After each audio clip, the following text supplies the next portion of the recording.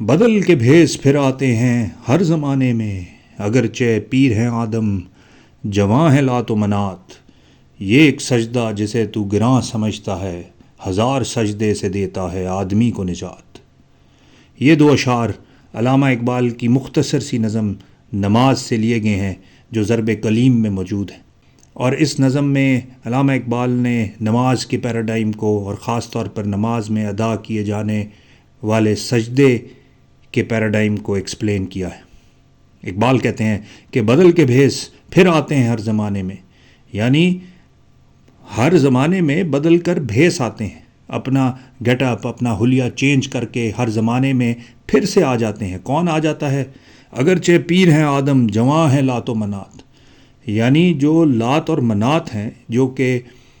Pre Islamic goddesses تھیں، جو قریش مکہ کے 3 مشہور بت تھے جو مکہ کی وادی کے آس پاس موجود تھے، جن میں لات، منات اور عزا شامل ہیں، اور ان کا قرآن میں بھی ذکر ہے۔ سورہ نجم جو 53 نمبر سورہ ہے قرآن کی، اس کے اندر بھی آیت 19 اور 20 میں اللہ سبحانہ وتعالیٰ نے ان کا ذکر کیا ہے، لات، منات اور عزا کا۔ یہاں پہ اقبال لات و منات کا ذکر کر رہے ہیں، اور وہ کہہ رہے ہیں کہ یہ ہر زمانے میں بھیس بدل کر آتے ہیں۔ اگرچہ پیر ہیں آدم، یعنی کہ اگرچہ آدم جو ہے وہ پیر ہو چکا ہے، بوڑھا ہو گیا ہے، ان کا مقابلہ کرتے کرتے بوڑھا ہو چکا ہے، لیکن جواں ہیں لات و منات، اور جو لات اور منات ہیں وہ ابھی تک جواں ہیں، وہ ختم نہیں ہوئے۔ ان تینوں بتوں کو اللہ کے رسول صلی اللہ علیہ وآلہ وسلم نے فتح مکہ کے بعد نیست و نابود کیا، ان کے جو عبادت گاہیں تھیں ان کو گرایا گیا،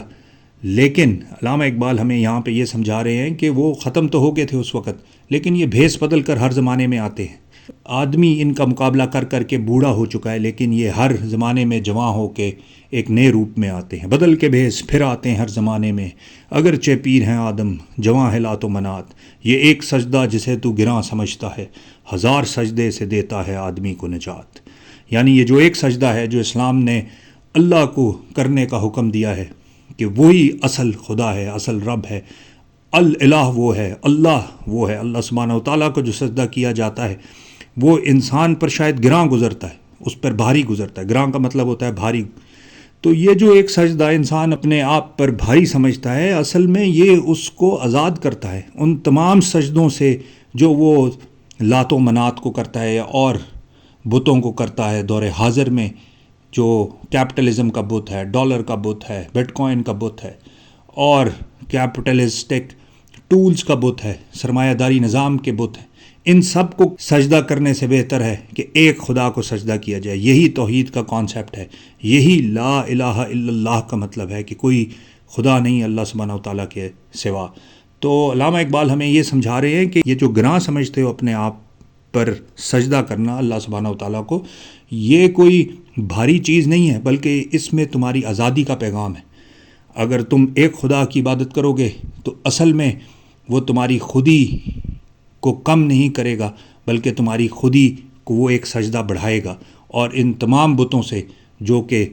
چاہے پری ہسٹورک بت ہوں لات و منات، یا دور حاضر کے لات و منات ہوں جو مختلف قسموں میں اور مختلف اقسام میں سامنے آتے ہیں